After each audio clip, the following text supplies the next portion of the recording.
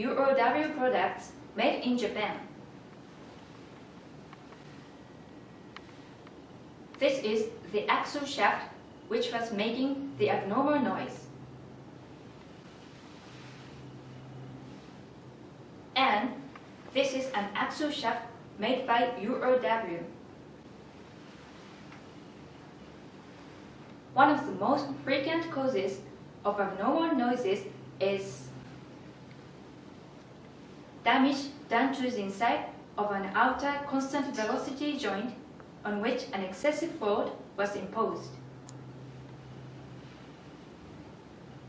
In order to regain quality equal to original parts, we replaced every old outer CV joint with a new URW-made outer CV joint.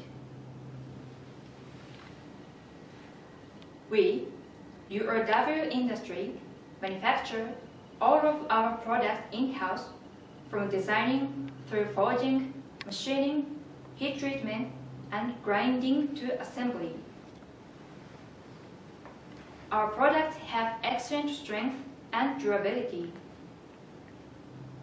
We will always do our best to supply our customers with safe and excellent products.